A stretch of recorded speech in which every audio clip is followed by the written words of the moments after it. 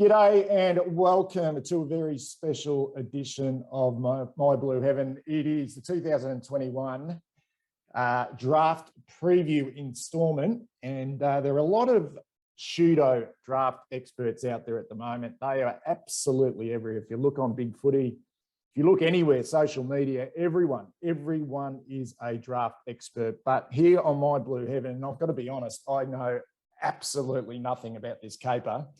We've got one of the big guns on the show, and it's a great pleasure to have this man. I've read his work on Rookie Me Central. It's absolutely magnificent.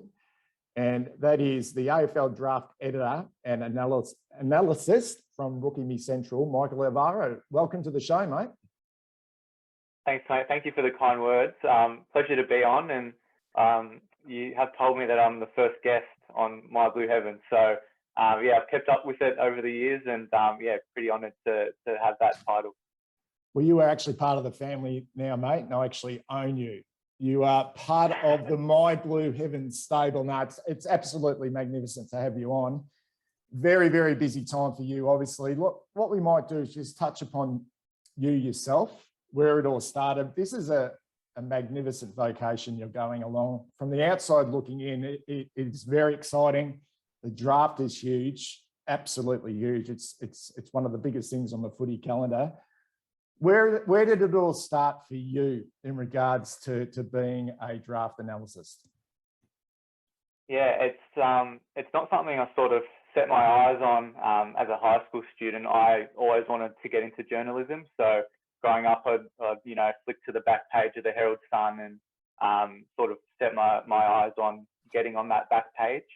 And so I went straight into a journalism degree, and in my first year of uni, was looking for any sort of experience I could get. So naturally, Draft Central, as it was formerly known, was exactly that. So now we're Rookie Me Central. We've sort of grown a lot over the last, I guess, 5 or 6 years that I've been a part of it. And just, I guess, by virtue of, pure luck and being in the right place at the right time, I've managed to get, quite a profound role within the organisation. And as it's grown, I've been there the whole way. So, yeah, in terms of draft watching, that's just come naturally by association of being here. And yeah, I love it. I think it's something that suits me well. Yeah, couldn't be happier. You mentioned that the fact that you love it, and being on this side of the fence, I suppose, to being in clubland, and there is roles obviously for someone of your expertise in this field. Have you got aspirations along the way of maybe getting involved? I've seen, draft analysis go on to be recruiters, list managers. Have you got aspirations at some time to get involved at a football club? I mean, that'd be a bit of a dream, wouldn't it? Yeah, as I said, it's not something I sort of set out to do. Journalism's just definitely, I guess, the caper that I've wanted to be in for a long time. But considering I do love it so much, and I am, no AFL recruiter as it is at the moment. But yeah, I mean, I'd certainly be interested in something like that if it came across, just to sort of test myself. But yeah, at the moment, very, very much in love with Rookie Me Central and how that's going. Very invested in where we're at. So exciting times at the moment. We might touch on that AFL recruiting shortly, but I just want to sort of go through, I mean, obviously the last 2 years have been impacted hugely because of COVID, and particularly here in Victoria. I know a number of young footballers in my region here in Werribee who are part of the Western Jets program have just suffered because, the last 2 years. But with yourself, given the last 2 years, but pre that, what would a week look like for you in regards to what you would do during the football season? I can understand this time of year, you're very busy updating your profiles, putting your fandom drafts together, all that type of stuff. But what about, during the football season? Tell us about a week in the life of Michael Alvaro. Yeah, well, I guess the week sort of starts with the weekend, ironically enough. So all the content is based off the weekend. So we'll pick out games that we want to go to, and usually, you know, it'll be both days, so Saturday, Sunday, maybe even Friday night. You know, you pick out your games, whether it be NAB League, and then all the streamed games that you want to watch. So Sample under 18s, Waffle, could be the TSL, or, you know, leagues up in Queensland, whatever it is. Throughout the season, we'll pick out the games that we want to watch, pick out the players we want to keep an eye on, and then all the content comes after that. So we do scouting notes regularly. That's one of the sort of, you know, the hallmark pieces that we do each week. And that covers a range of competitions. Then you've got, you know, players of the week, teams of the week, all the profiles now that are coming together, and the draft guide. So yeah, all roads lead to the draft throughout the year. It's just, I guess, keeping tabs on all the players and making sure we're seeing everyone. And, you know, we're constantly writing about them and covering as many bases as we can, as many leagues as possible. So yeah, we kept very busy, certainly throughout the year. And I assume a lot of that, you know, a part of that would be sort of keeping an eye on I suppose, the APS competitions, the school football midweek as well. And I suppose my next question for you, mate, is what you've learned over that period of time of being involved. I'd assume when you first started, you're a lot different now in terms of what you need to look for. Do you put and I go back to the recruiter, you know, do you put the recruiter hat on when you go out and look at talent? Because obviously there's something in these kids that recruiters see that maybe we don't. And I might go down and watch a Western Jets game and think, wow, gee, this kid can play, but he doesn't get picked up. So what do you identify in a kid when you go and watch them play? What are the, I mean, this is a broad question, but what are the main traits that you look for in a player? Maybe 2 or 3 of them. Yeah, I think the main thing is repeatable skills. So whatever the player's key strength is, and whatever they do best on a football field, whether they can consistently produce that. I think that's the main thing you look at, whether that be throughout a game or throughout a season. So repeatable skills is one. Minimums are, you know, in terms of athletic profiles, you know, the endurance base, that's very important. So being able to work both ways, that comes with it as well. And just also athletically, you know, you need to be able to keep up with the speed of the game, and show that sort of mentality that you're moving forward and things like that. And then I think we all have our own personal bias with the players we like to watch. So a really good example of that is the Dacos versus Horn-Francis debate, which we may touch on later. But, you know, one's your sort of Dangerfield Fife type, whereas the other one's like a Bontempelli, you know, all class. And it's just about, you know, personal opinion. Which player do you like watching better? Which one do you value higher? So, yeah, it comes down to individual opinion. And I guess at the end of the day, that's all I am, just a bloke with an opinion. So, yeah, no, it's an interesting point, mate. And I suppose something that I perceive that we lack at Carlton, and you're a Carlton supporter, is this competitive nature. And I suppose a lot of these kids that you would see at this level who perform week in, week out would have that competitive nature about them. You don't make it to that level unless you have, and that obviously will need to be nurtured even more at AFL level. But I want to also touch on something I heard in one of your podcasts, which are amazing. By the way, you and Peter Williams, absolutely fantastic. If anyone's out there want to listen to some quality podcasts on the up-and-coming talent, have a listen on Rookie Me Central. Fantastic. Big moment players, Michael. How much do you rate that in regards to one of the important traits of a youngster coming through? I'm thinking, I mean, the Bulldogs just appear to get it right every time. They pluck a Bailey Smith out. I know he was highly rated, but he just seems to step up at the right moment. And someone like Cody Waitman. Yeah, I think it's very important. And the absence of a lot of high-level football, where particularly for Victorians over the last couple of years, where they're playing against the best of their peers, that means that we're seeing less big moments. So maybe it's a little harder to rate a few of those guys, but it's certainly important. I mean, you look at some of the players in this year's draft, guys like Nasiah Wanganeen-Milera, who's really risen in stocks. He stood up at the highest of levels. Then Jason Horne-Francis, arguably his best game, he got 24 touches and 3-3 in a prelim final playing at Sample League level. So it's the kids who can rise to the occasion. It's a sort of intangible trait, and a lot of it comes back to that sort of competitiveness that you spoke of. Recruiters often look to character. That's a massive thing in their circles at the moment, and character and stepping up in big moments, that sort of leadership, they go hand in hand. So it's certainly a very relevant trait at the moment, and something that is looked for sure. It's a perfect segue, mate, because my next question is, how much access do you get to the players in regards to being able to speak to them? I suppose you watch them, you can hear them from probably where you position yourself on the field. You can go out and listen and observe them at the huddle, but you're able to talk to them and get a sense of their personalities, their demeanour on the field. You spoke about the character, and if you've got two players who you sort of, they've got similar ability and similar traits, you're probably going to look at the psych testing and how they stack up in regards to, are they going to be suitable at AFL level and into an AFL system?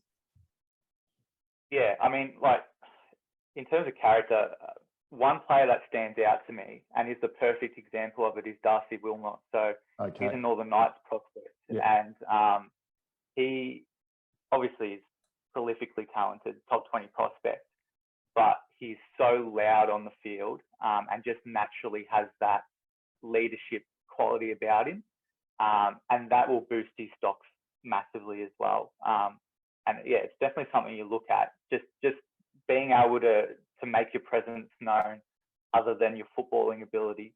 And so it's definitely, it's something that I value pretty highly. And I think a guy like Wilmot is the perfect example of that, where he obviously has the talent, but being able to back that up as well, it sort of just projects you a lot higher, in my opinion. Well, let's cut to it, mate, and let's have a look. Look, you mentioned the young kid from South Australia who's predicted to go #1 at North Melbourne. That's Horne-Francis. And then you've got Sam Darcy, who's the son of Luke, father and son, and also Josh Dacos, the son of an absolute legend of the football, that's Peter Dacos. Do you expect North Melbourne to go with Francis, or do you think they might sort of chuck a curveball and read Dacos's name out and make a bid for Dacos or Darcy?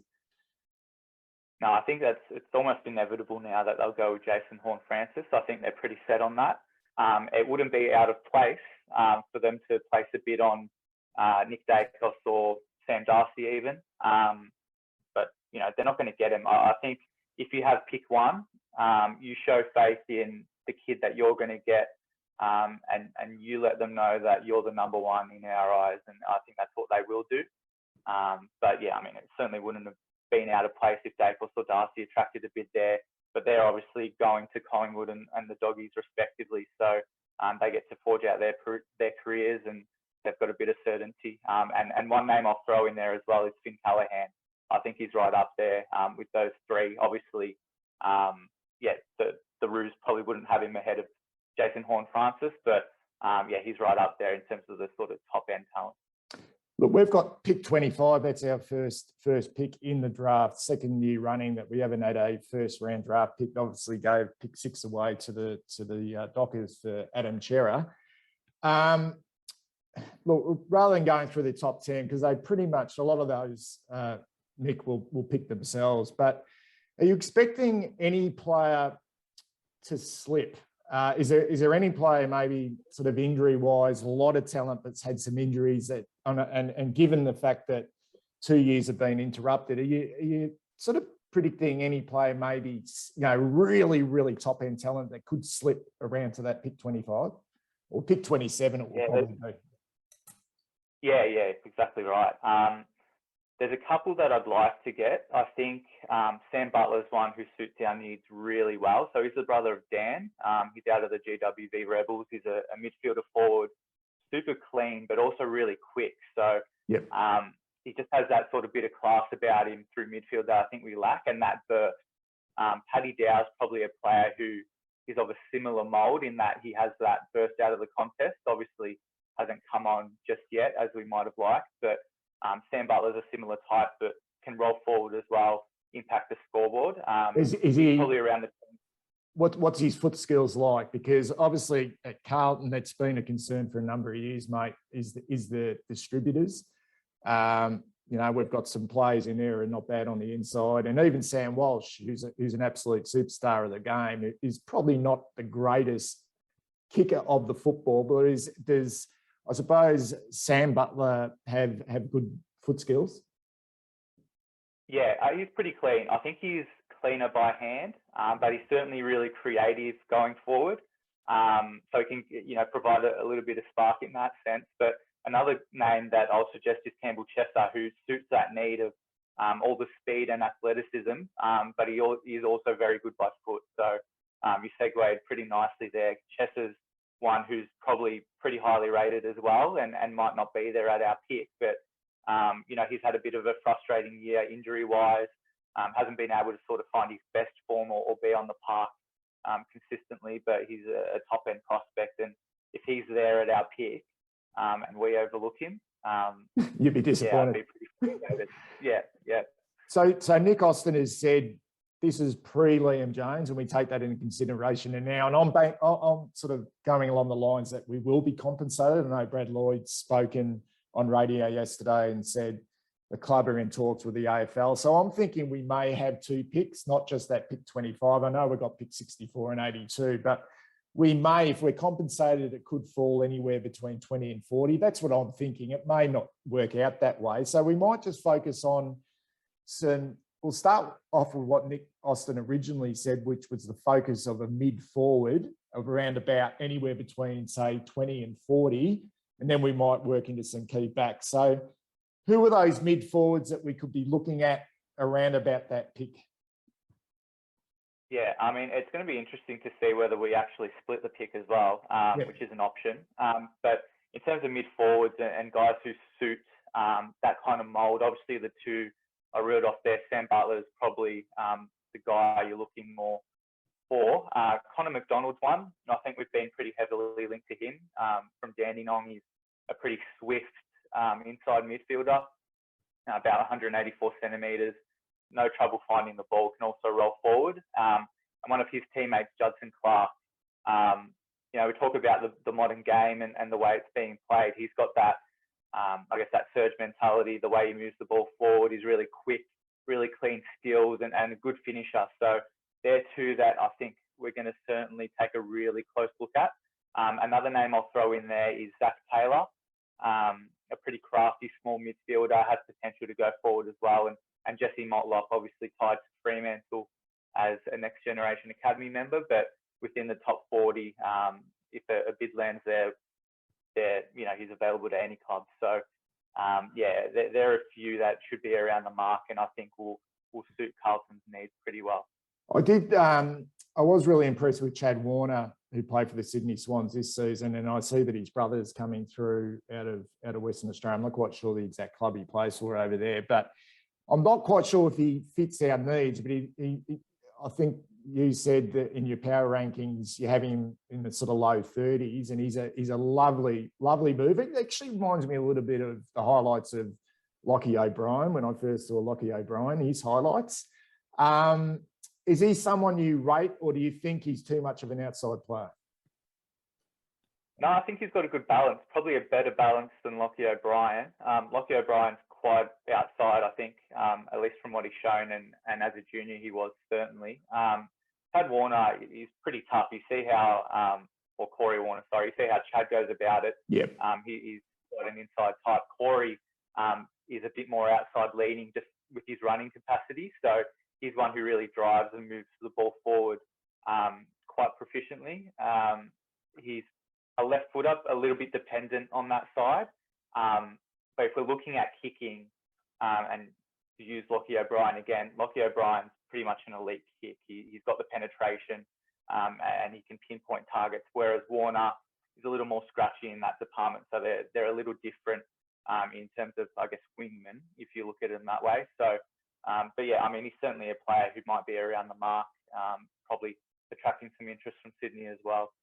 Yeah, he's and we love our Western Australians at Carlton too. So look, mate, we might just touch on the key position plays, in particular the key backs, just because of the Liam Jones situation. Do we think for the future now? Obviously got Lewis Young into the football club, only 22 years of age, but are we thinking about the future? Do we bring a tall in now who can play, you know, down back or a versatile forward back? There are a couple of mature age recruits. Whether they will go, you know, that early in the draft, you know, you're sort of between 20 and 40, we'll just have to wait and see. Charlie Dean from Williamstown out of the Sandringham Dragons, I think he was the Fothergill medalist in the VFL this year. And also, I mean, I've seen this guy's highlights reel. That's Leek Lear. I don't know a lot about him other than the fact that he I mean, if you look at his highlights reel, you're thinking, why isn't this guy going top 10? I mean, he looks to be an absolute freak. So just maybe a couple of sort of key position players. It looks like a midfielder's draft, as you've mentioned before, but is there anyone around we could take? Yeah, it certainly is a midfielder's draft. The depth in that department is certainly there, or more profound than in the key position stocks. So you touched on a couple there. I think Brett Bazzo's one who might be in the mix around the pick for 27 as it might end up. He's a sort of intercept marking defender, really classy on the ball as well. So I think in terms of players that we already have, he's a little bit like a Caleb Marchbank. Yeah. Good versatility, sort of a leaner tall, but yeah, can mark overhead and then use the ball pretty well coming out of defence. And obviously we'll probably have Marchbank back maybe mid-year, so give him all the time in the world. And then, yeah, as you touched on, Lekalia is a freak athlete. He broke the vertical jump record at the draft combine this year, so he's jumping over 100 centimetres vertically, which is nuts. That's insane. And yeah, I mean, aerially, he's fantastic. He's a very raw prospect. So in terms of his decision making and football craft, he's still developing a lot. Yeah. But in the way of athleticism and his intercept marking, I mean, he's outstanding. So he might be there in the second round as an option. And then Charlie Dean, another mature ager. He's obviously had those sort of that one full-time VSL season, but 2 years out of the NAB League system. And he's just really sort of, I think, grown into his own skin. He's found a home in defence, but can play at either end. So that's a bit of upside for him. I think when you win the medal that he has in the Fothergill Round Mitchell medal, I mean, it's almost, it's a very good indication that you're in draft contention. So I think, you know, we could jump at one of those players with a pick in the 20s, but you know, we could also put our first pick on the table and see whether we could go down the order and not, I guess, you know, jump too early at one of those prospects. Yeah, it's a really good point you make, mate. That's a great wrap for what we could take. I just want to, before I let you go, and you've been absolutely magnificent, I just want to touch on our crop from 2019 and 2020. And 5 or 6 players you would have had a close eye on coming through the system. You know, some from interstate and obviously some Victorian boys who wouldn't have been affected by COVID, although their development years this year and last year have been affected, particularly at VFL level. That is Brody Kemp, Sam Philp, Josh Honey, Corey Durden, Jack Carroll, and also Luke Parks, who we took as a rookie. We obviously delisted Sam Ramsey after 2 years on the list and no senior football. But just out of that crop, who, I suppose, excites you the most on what you saw in their draft years, both as a bottom age and also as a top ager, and moving forward as well? I mean, all of them have had a small taste of senior football. Some have been struck down by injuries, such as Sam Philp, who I'm really excited about, just because of his athleticism and his competitiveness. But does anyone jump out at you? We'd be hoping all of those go on to be 100, 150 game players, but history says they won't. Yeah, I think Brody Kemp's the one, far and away. He's the guy I'm most excited about, and I guess in my own opinion, was probably a top 10 player in his draft. Obviously, he had the ACL and missed his first year of AFL level football, and we saw a few glimpses of him coming into the side. It was great to see him get that senior berth, and you talk about athleticism, he just doesn't look like he's really lost his touch in that sense, despite the knee injury. Just his natural footballing now, his versatility. So, Carlton supporters naturally moan that he's playing in defence when he should be a midfielder, but he can play anywhere on the ground, literally anywhere. He's a bit of a unicorn in that sense. So I think he's the guy that out of that crop, those two crops, should be the best player. It's whether he can get on the park, find a bit of consistency. I really liked Corey Durden coming through the pathway. So he was a Kevin Sheehan medalist at under 16 level, which is the Division 1 MVP. Playing a bit of midfield, playing a bit of midfield as well. Correct, yeah. So he was a smaller midfielder, but when you're sort of sub 175 centimeters, that's not really viable at the next level. So he very quickly transitioned into that small forward, and we saw him play a lot of senior football with Central District, and he was terrific there. Just his intent, his attack on the ball, and smart. He's got all of that, and I was really happy to see us pick up Josh Honey. He's a guy who suits the modern game. I think you can see that the way he plays. He's just so aggressive. He's tough, but then has that touch of class. Yeah. Just on Josh, why wasn't he taken? Because I mean, he was rated by a lot of experts in regards to falling in the main draft. Why do you think he slipped? Yeah, probably just a matter of consistency. He was a very up and down kind of player, and he was playing midfield for the Western Jets, or predominantly midfield. Whereas he's probably developed into more of a forward now. And during the national championships in his top age year, he was playing forward for Vic Metro, and didn't really impact there probably as much as he would have liked. So it's just a matter of sort of seeing his traits and whether he could translate that to be a full-time senior footballer. And I think with a couple of years of development, he's certainly starting to do that. I know a lot of Carlton supporters are really excited about him, and as am I.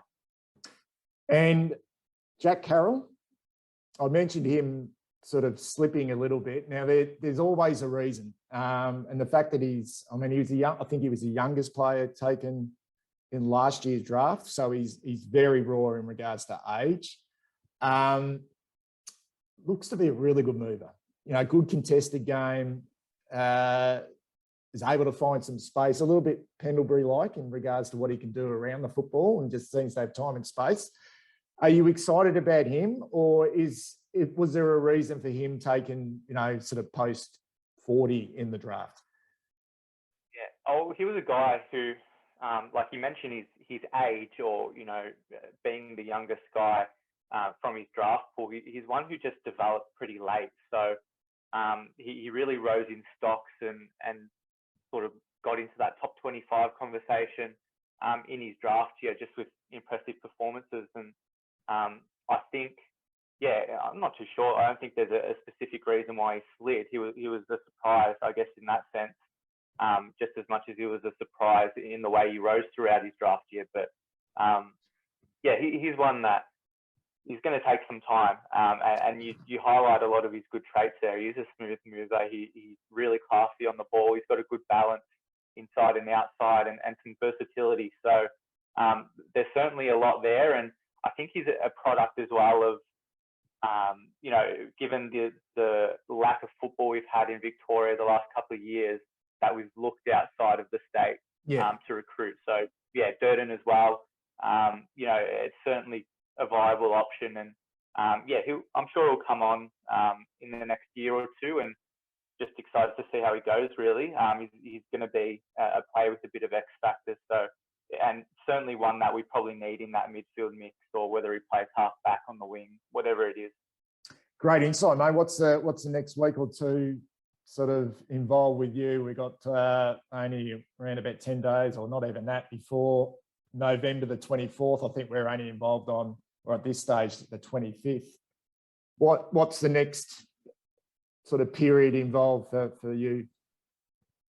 Yeah, it's a busy week. So we're going to be, we've obviously finalised the power rankings. So we're going to be probably moving on to a phantom draft, doing the first couple rounds of that, which will be, yeah, it's always interesting, I guess. We put on your recruiter's hat and yeah, have a bit of fun with it, and got the draft guide coming out. So over the last 2 years, we've only done around 40 full draft profiles, whereas this year we did 90. So there's a lot of profiles going in, and then some smaller ones as well. So it's a list of about 135 all up, I think, in the draft guide, and yeah, plenty more content in there, which is always yeah, something we can sort of look back on after the year's done and be proud of. So really looking forward to everyone getting their hands on that.